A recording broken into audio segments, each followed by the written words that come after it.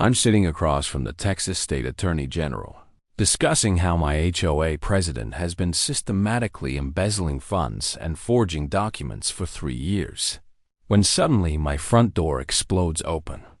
No knock, no warrant, no permission, and in storms the devil herself. Patricia, Patty, Morrison Hayes, in her signature hot pink red, clutching her compliance clipboard like a sword, starts screaming about immediate inspection violations before she even looks up from her paperwork.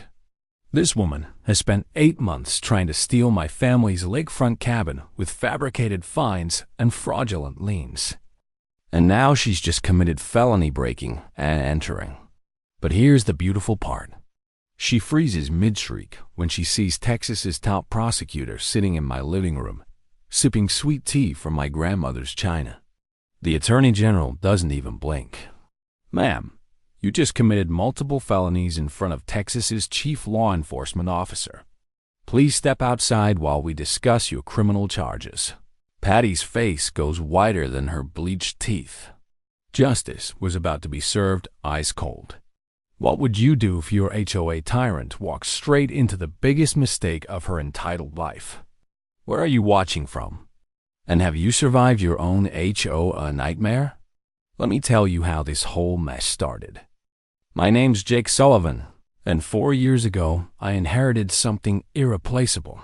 My grandmother's lakefront cabin on 3.2 acres in Pine Lake Shores, Texas.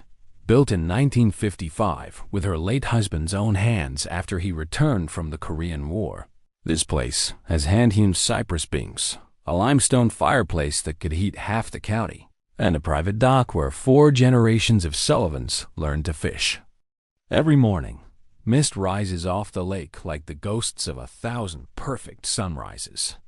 I make coffee in Grandma's old percolator, that distinctive bubbling sound mixing with the calls of herons across the water.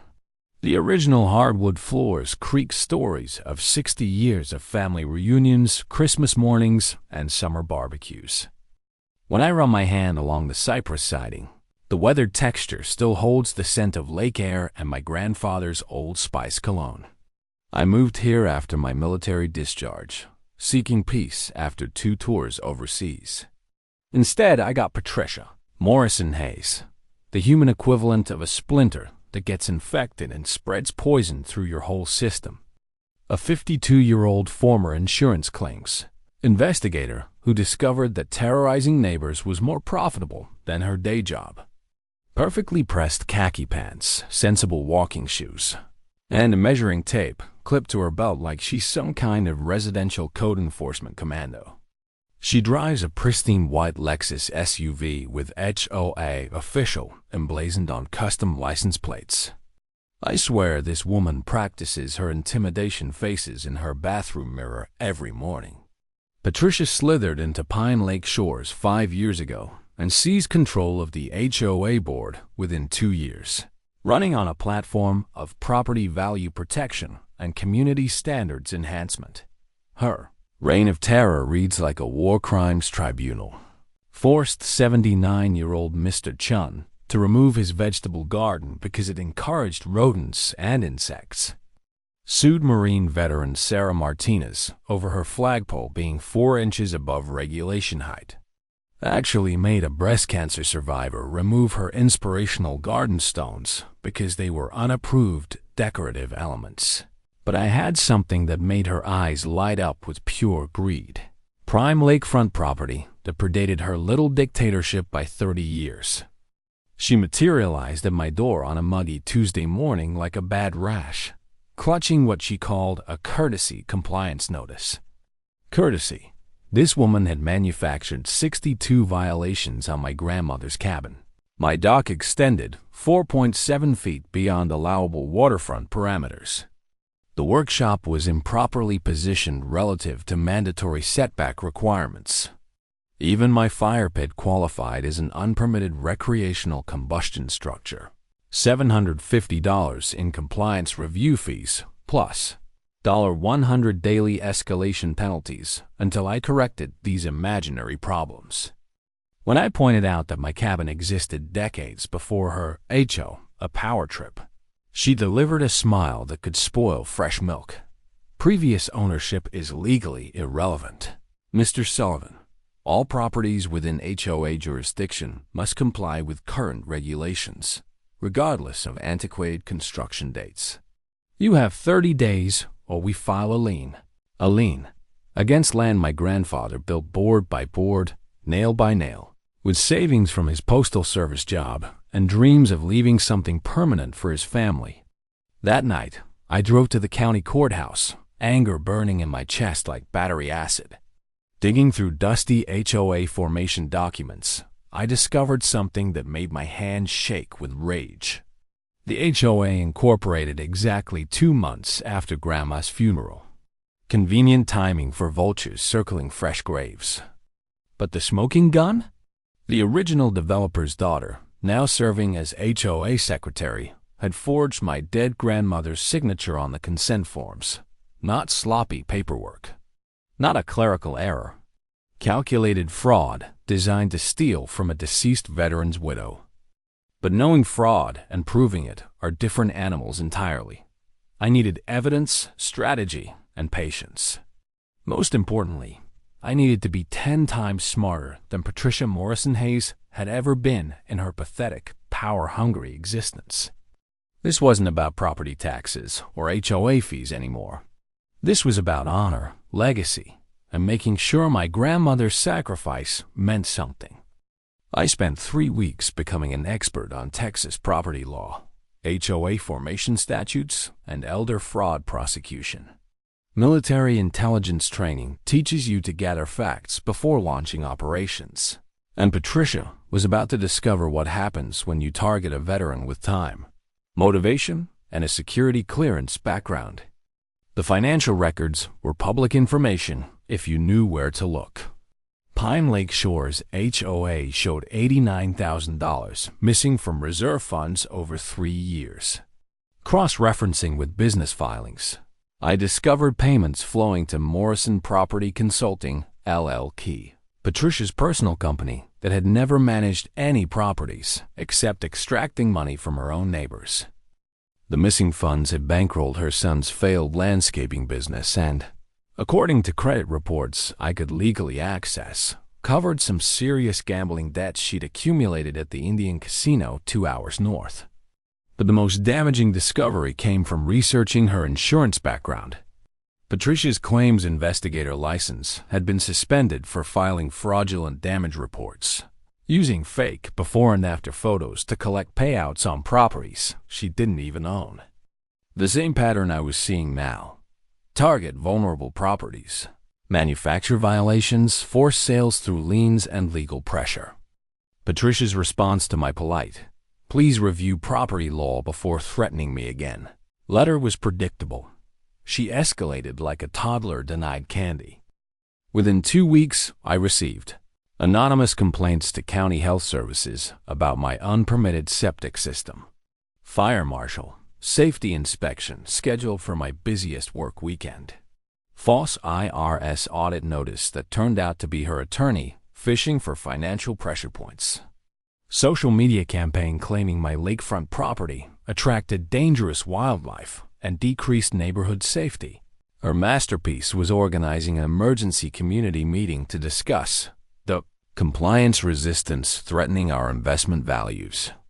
I showed up to that circus with a folder full of legal documentation and the calm demeanor of someone holding a royal flush. Patricia held court in her hot pink power suit, presenting slides about property values and community standards to 50 homeowners who looked like hostages at their own execution. This non-compliant lakefront operation, she gestured at photos of my cabin like it was a hazardous waste site, represents everything we moved to Pine Lake Shores to escape. Unregulated development threatening our residential investment. Then I stood up. Ms. Morrison Hayes, I have some interesting historical facts to share. This cabin predates your HOA by 30 years. It's protected by Texas grandfathering statutes. And those consent forms used to create your association? They contain forged signatures from deceased property owners. The room went silent, except for the hum of fluorescent lights and nervous breathing.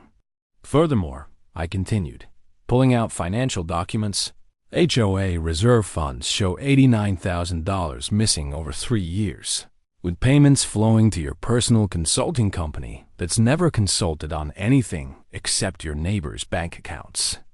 Patricia's hot pink red suddenly looked like a distress signal.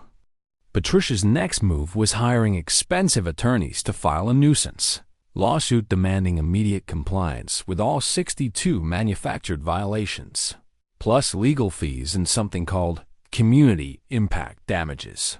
Big mistake. Her lawyers clearly hadn't done basic research, because their complaints cited zoning ordinances that explicitly exempted pre-existing structures with established usage rights. Meanwhile, I'd hired Maria Santos, a property rights attorney who specialized in destroying HOAs that thought military families were easy targets. When I showed her Patricia's harassment campaign and my evidence of systematic fraud, her smile was predatory. "Jake," she said, spreading documents across her conference table, "they've made every mistake possible. Elder fraud through forging deceased signatures is a federal crime. Systematic embezzlement of HOA funds triggers RICO statutes. And harassment of protected military families violates several civil rights laws." We filed a devastating countersuit.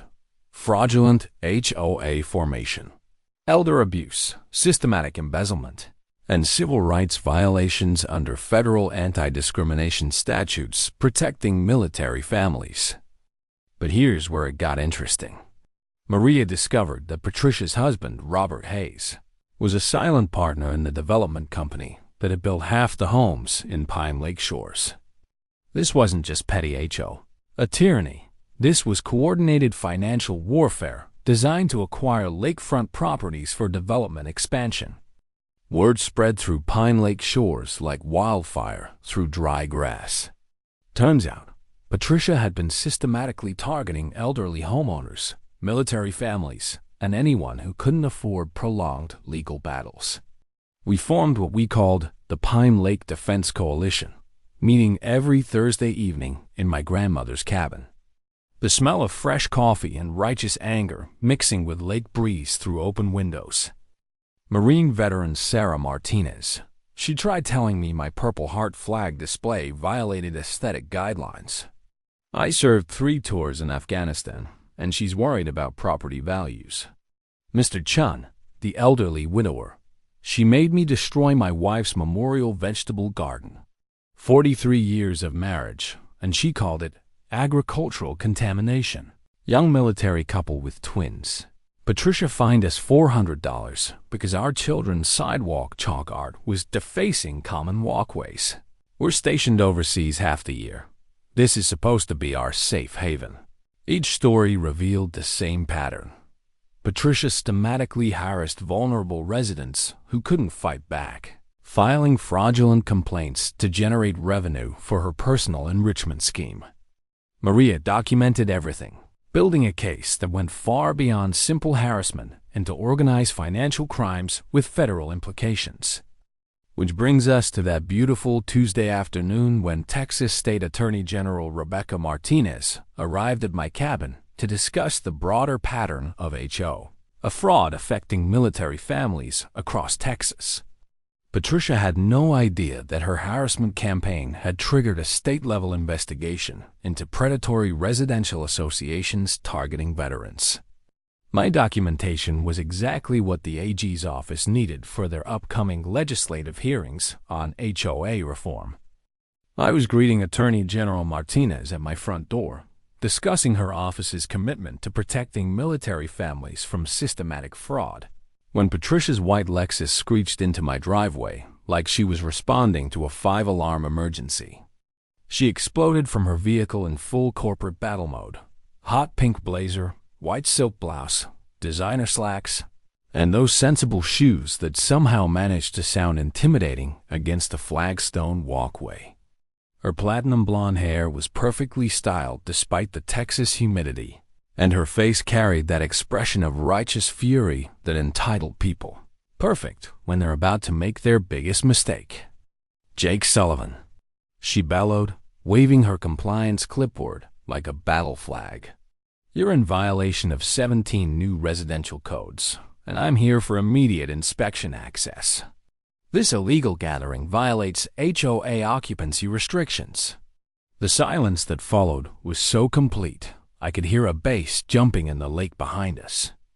Patricia stopped mid-stride, her mouth still open from her tirade, as she finally noticed the impeccably dressed woman standing beside me with a Texas state government security badge visible on her navy suit jacket.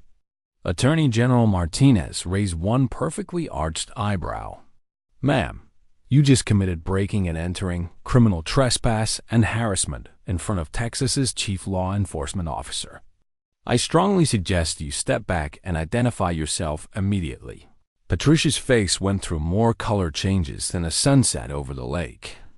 Red with indignant anger, white with dawning shock, then a sickly green as recognition hit her like a freight train. Her precious clipboard trembled in her manicured hands like a leaf in a hurricane. I didn't realize this is official HOA business," she stammered, backing toward her Lexus while her voice cracked with panic. "I have authority. Are you Patricia Morrison Hayes?" Martinez asked, consulting notes from her briefcase. "The HOA president we've been investigating for systematic fraud, elder abuse, and racketeering under federal RICO statutes?" The word racketeering hit Patricia like a physical blow. She actually staggered backward, one hand clutching her chest like she might faint right there on my flagstone walkway. "This is all lies," she gasped. "He's a dangerous veteran who's been threatening elderly residents. I have documentation." "Interesting," Martinez replied with the calm precision of a prosecutor who holds all the winning cards. "Because we have documentation too. Security footage showing you vandalizing property, recordings of you instructing contractors to create false violations, and financial records proving you've embezzled over $89,000 from your neighbors' HOA accounts." I stepped forward with my presentation folder, autumn breeze rustling through documents that represented months of careful investigation. "Also, Patricia," I said, savoring every word like fine whiskey, "there's something you should know about that lien you filed against my property." Her eyes narrowed with suspicion and growing terror. "What about it?" "It's based on fraudulent HOA formation documents. This property was never legally subject to your association's authority. You've been committing extortion for 3 years." Patricia snatched my grandmother's original deed from my hands, her eyes scanning the legal description with growing horror. The measuring tape fell from her other hand, hitting the flagstone with a metallic clang that sounded like a gavel dropping in final judgment. "This can't be right," she whispered, but her voice carried the hollow ring of someone whose world was collapsing in real time. Martinez's aide stepped forward with official federal documentation. "Ms. Morrison Hayes, you're looking at federal charges for elder fraud, systematic embezzlement, evidence tampering, and civil rights violations targeting military families. The FBI will be contacting you shortly regarding your criminal activities." The legal dominoes fell fast and hard. FBI agents arrested Patricia and 3 HOA board members at dawn the following Friday on federal racketeering charges. The local newspaper ran a front-page photo of Patricia in handcuffs, her sacred clipboard abandoned on her driveway like a fallen weapon. The headline read, "Veteran exposes multi-million-dollar HOA fraud ring. A federal judge dissolved the fraudulent HOA by court order, returning property management rights to individual homeowners." The State Victim Compensation Fund covered all legal fees for Patricia's victims, and she was ordered to pay $187,000 in restitution to everyone she'd defrauded over 3 years. Her husband's development company faced federal investigation for conspiracy and money laundering. Their marriage didn't survive the legal bills and criminal convictions. Robert Hayes divorced her faster than you can say prenuptial agreement. The community transformation was beautiful to witness. Mr. Chums, Memorial Vegetable Garden was restored with volunteer labor from 20 neighbors, including vegetables and flowers donated by the local garden center. Sarah Martinez's flagpole controversy became a neighborhood celebration of veteran service, with families contributing flags representing their own military connections. Our Thursday evening coalition meetings evolved into the Pine Lake Community Association, completely voluntary. No mandatory fees, focused on organizing block parties and maintaining our private road system. Today, my grandmother's cabin sits peacefully on land that belongs to my family forever. The fraudulent liens have been permanently removed, and Texas has strengthened its laws protecting military families from predatory HOAs. Using the fraud settlement money, I established the Pine Lake Veterans Retreat, offering free lakefront stays for combat veterans needing peaceful recovery time. We've hosted over 60 veterans in our first year, providing the same healing my grandmother's cabin gave me after my discharge. The program partners with state mental health services for PTSD support, turning Patricia's attempted theft into something that honors military service and family legacy. Patricia Morrison Hayes received 4 years in federal prison and will spend the rest of her life paying restitution to the neighbors she tried to rob. Her hot red blazers became evidence in a federal fraud case that changed Texas law forever. The Texas State Attorney General's office used our case as the cornerstone of comprehensive HOA reform legislation, creating new protections for elderly homeowners, military families, and anyone facing systematic harassment from residential associations. Standing on my grandmother's dock every evening, watching sunset paint the lake in shades of gold and crimson, I'm reminded that some battles are worth fighting not just for yourself, but for everyone who comes after you. Your HOA Karen thinks clipboards and legal threats can intimidate anyone, but they never count on military veterans who know how to gather intelligence, document evidence, and coordinate strategic operations. Knowledge is power, but organized resistance is victory. Have you survived your own HOA nightmare? Share your story in the comments below. Your experience might help another viewer fight back against systematic harassment and fraud. Hit that subscribe button for more stories about ordinary people who refuse to be intimidated by petty tyrants with measuring tapes and delusions of authority.